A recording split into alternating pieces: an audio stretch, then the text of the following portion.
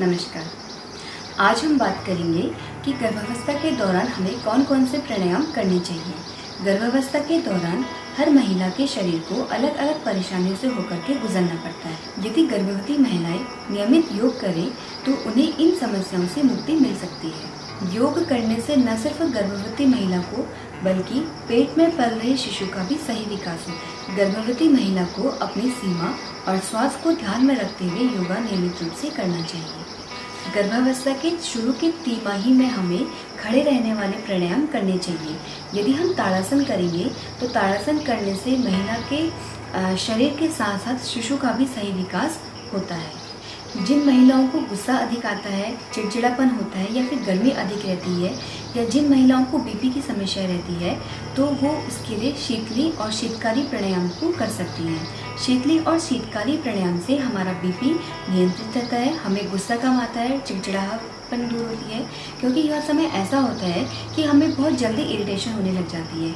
कई चीज़ें या फिर कई खानों से हमें ऐसा होता है कि हमारा मन उबने लगता है। तो इन सब को दूर करने के लिए हमें प्राणायाम को अपनाना चाहिए। अपने तनाव और मानसिक थकान को दूर करने के लिए सबसे सरल अभ्यास है शवासन। यदि शवासन का हम 5 मिनट तक नियमित रोजाना अभ्यास करें तो हमें काफ़ी हद तक इस समस्या से मुक्ति मिलती है। और हमें एक बात का ध्यान रखना है कि गर्भावस्था के दौरान यदि हमें डिप्रेशन या फिर तनाव उत्पन्न हो तो हमें क्या करना है, हमें अपनी अनामिका उंगली के जो अनामिका उंगली का ऊपरी भाग है, इस भाग को हमें हल्के से दबाव देना है। और दबाव को ना ज़्यादा जोर से देना है ना हल्के से। जैसे हम अपनी सामान्य उंगलियों को हम एक्यूप्रेशर से दबाव देते हैं, उसी प्रकार हमें अपने अनामिका उंगली के ऊपरी भाग को हल्का सा दबाव देना है।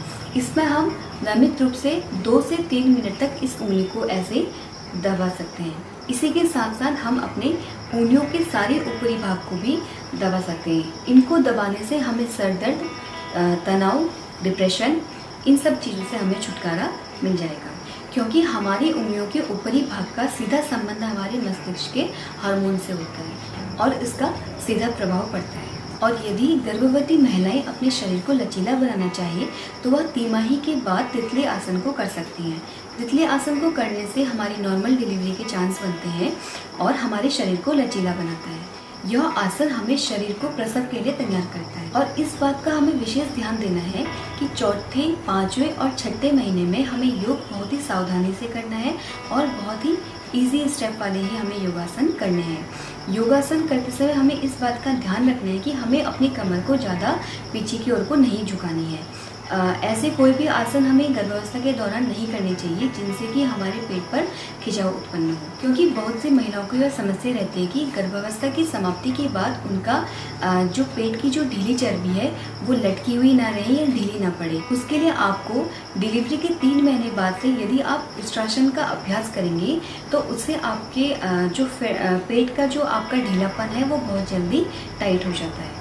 मैं आपको केवल गर्भावस्था के दौरान प्राणायाम और केवल सूक्ष्म व्यायामों के लिए सुझाव दूंगी। क्योंकि हर स्त्री का शरीर अलग अलग होता है और जब तक हम उनको सामने से न देख लें या हम उनकी समस्याओं को न जान लें तब तक हम उनको किसी भी योग को करने का सुझाव नहीं देते हैं। और गर्भवती महिलाओं के लिए तो यह आवश्यक है कि वह योग को किसी योग शिक्षक के सामने ही करें। तो पहले हम बात करते हैं कि हमें प्राणायाम या फिर मेडिटेशन करते समय कैसे बैठना है। उसके लिए हमें ना ही पद्मासन में बैठना है, ना ही पालती मारकर बैठना है और ना ही वज्रासन में बैठना है।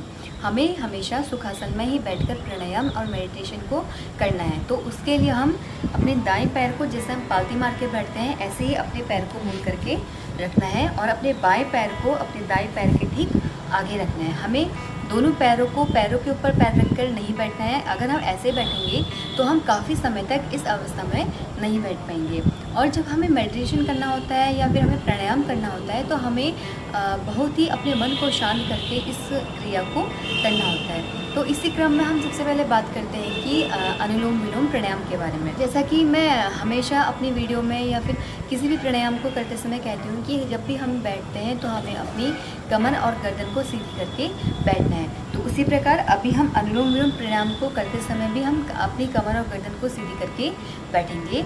अपने हम बाएं हाथ को अपने घुटने के ऊपर रखेंगे और दाएं हाथ के अंगूठे से अपने दाएं नासिका क्षेत्र को बंद करेंगे और बाएं नासिका से श्वास को अंदर लेंगे। फिर बाएं नासिका छिद्र को बंद करेंगे, दाएं नासिका छिद्र से श्वास को बाहर निकालेंगे और दाएं नासिका छिद्र से ही श्वास को अंदर लेंगे और बाएं नासिका छिद्र से श्वास को बाहर करेंगे। देखिए,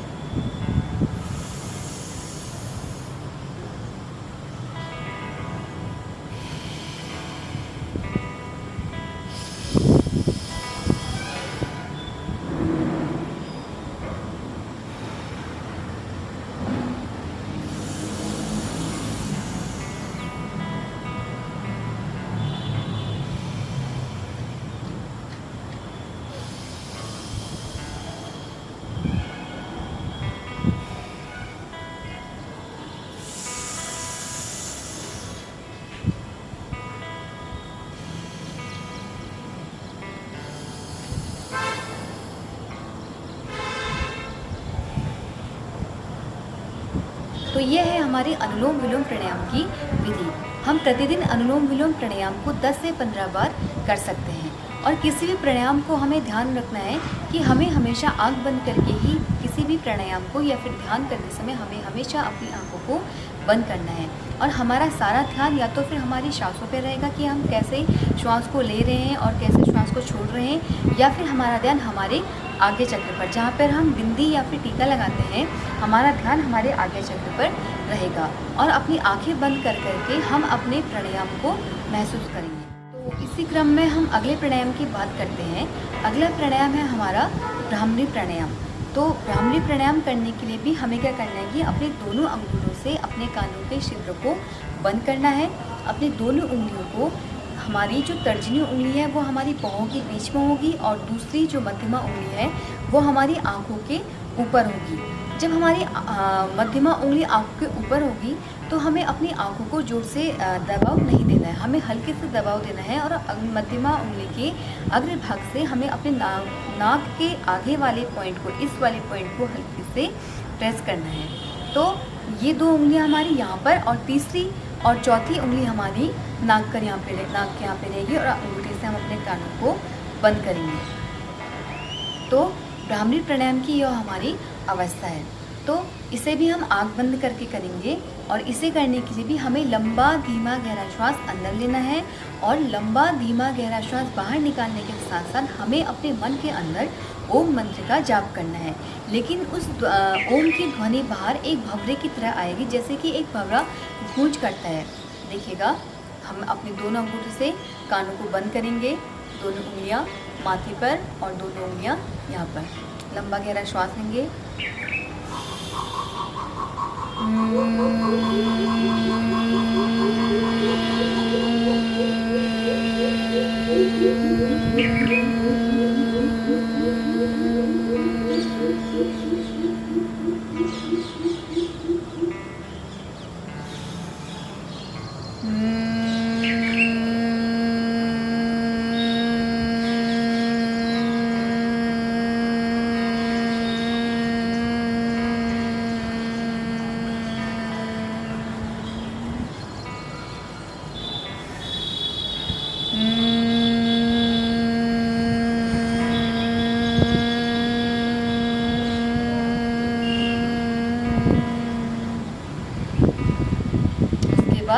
धीरे से अपनी आंखों को खोलेंगे। जब भी हम किसी भी प्राणायाम को आंखें बंद करके करेंगे तो उसके बाद इस बात का ध्यान अवश्य रखना है कि हमें अपनी आंखों को धीरे धीरे ही रखना है।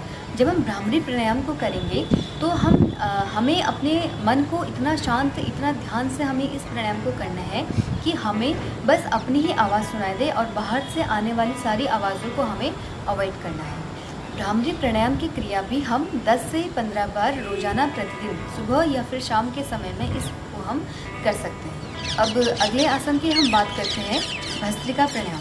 भस्त्रिका प्राणायाम करने के लिए हमें जिस प्रकार हम कपालभाति में श्वासों को टुकड़ों में अंदर लेते हैं, जिस प्रकार एक लोहार की धौकनी होती है और वो फटाफट से चलती रहती है, लेकिन हमें इस बात का ध्यान रखना है कि जिनको हाई ब्लड प्रेशर हो और गर्भावस्था के दौरान हमें भस्त्रिका प्राणायाम को धीरे धीरे करना है। कपालभाति में हम श्वास को अंदर लेते हैं और भस्त्रिका प्राणायाम में हम श्वास को धीरे धीरे करके बाहर छोड़ते हैं।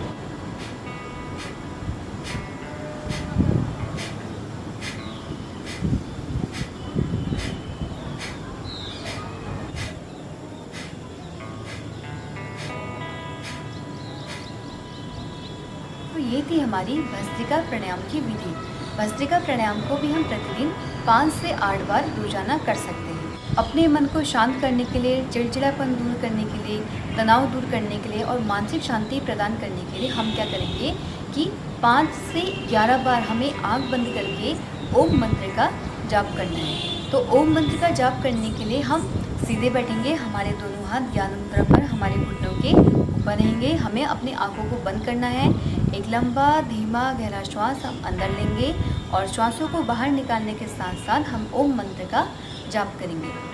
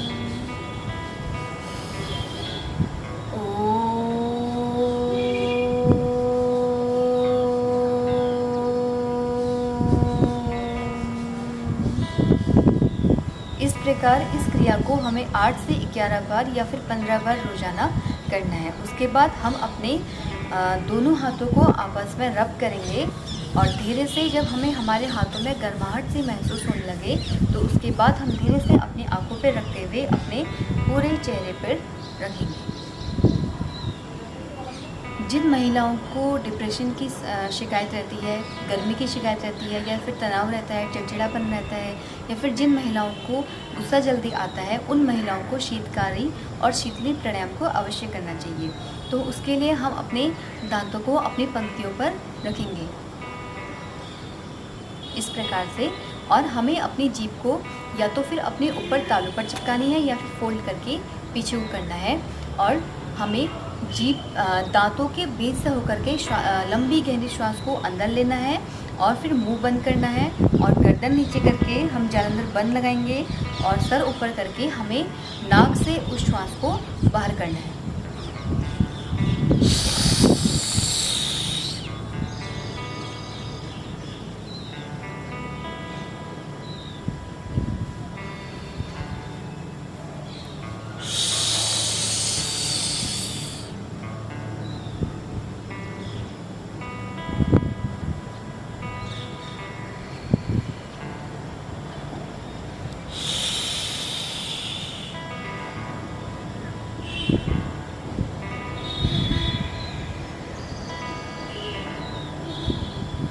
और दूसरा, शीतकाली में हमें अपनी जीभ को फोल्ड करके बाहर करना है जैसे कि स्ट्रॉ होती है और हमें अपनी जीभ से लंबा धीमा गहरा श्वास अंदर लेना है और अपनी नाक से उस श्वास को बाहर करना है ऐसे।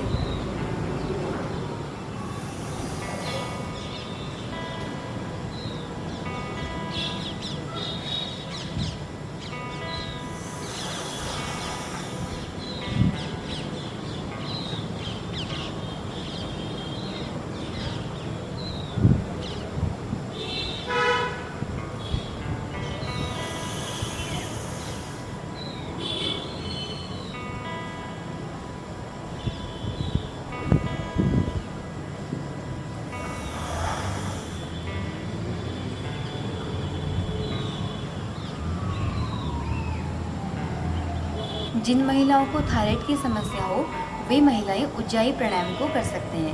उज्जाई प्राणायाम करने से हमारे थायराइड की समस्या दूर होती है।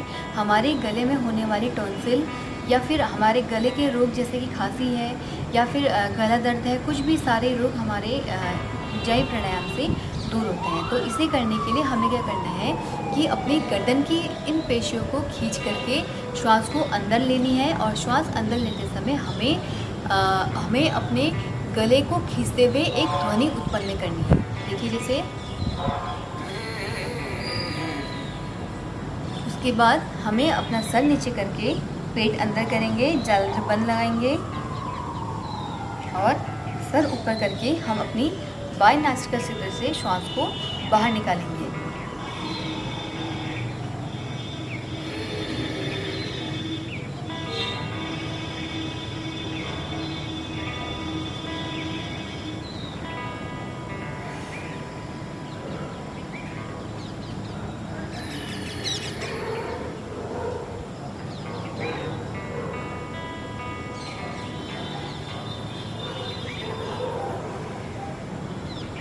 तो यह है हमारे गर्भावस्था के दौरान किए जाने वाले प्राणायाम।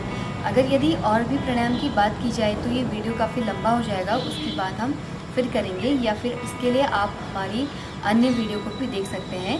इसके अतिरिक्त गर्भवती महिलाओं को शवासन में लेटना चाहिए। शवासन में लेटने से हमें मानसिक शांति मिलती है, हमारे शरीर का दर्द और थकान दूर होता है और हमारा मन शांत होता है। तो शवासन की भी एक वीडियो मैंने पहले बनाई हुई है, आप उसकी पूरी विधि उस वीडियो पे देख सकते हैं। शवासन करने के लिए आपको ज़मीन पर पीठ के बल सीधा लेट जाना है। आपके दोनों पैरों के बीच में कम से कम 1.5 फीट की दूरी हो, आपके पैरों की एड़ियाँ आपस में मिली हुई हो और आपके पैरों के जो पंजे हैं वो बाहर की तरह हो, और आपके दोनों हाथ कमर के बगल में हथेलियाँ ऊपर की ओर हो और हमारी आंखें इसमें बंद रहती हैं और हमारा पूरा शरीर इसमें ढीला रहता है, जैसे कि एक शव ज़मीन पर लेटा हुआ रहता है। तो कुछ देर हमें इसी अवस्था में लेटे रहना है। 5 से 8 मिनट के बाद हमें शवासन से उठकर सीधे बैठना है। जब हम शवासन से वापस बैठेंगे तो हमें धीरे धीरे से अपनी आंखों को खोलना है और हमें झटके से ना बैठ करके हमें सीधे धीरे से बैठ जाना है। इन प्राणायामों के अतिरिक्त आपको अपने खान पान पर और अपने सोने पर विशेष ध्यान देना चाहिए। हमने इस वीडियो में गर्भावस्था के दौरान किए जाने वाले प्राणायाम और बहुत सूक्ष्म व्यायामों के बारे में ही चर्चा की है। यदि आप इसकी डीपली इसको देखना चाहते हैं तो आप गूगल पे या अन्य यूट्यूब चैनलों पे अन्य यूट्यूबरों के माध्यमों से इसके बारे में जानकारी एकत्रित कर सकते हैं। तो ये थी हमारी आज की वीडियो। आपको हमारा आज का ये वीडियो कैसा लगा, अपने सुझाव हमें कमेंट कीजिए। यदि आपको ये वीडियो पसंद आया तो इसे लाइक करें, शेयर करें और कमेंट करें, और इस चैनल को सब्सक्राइब करना ना भूलें। धन्यवाद, नमस्कार।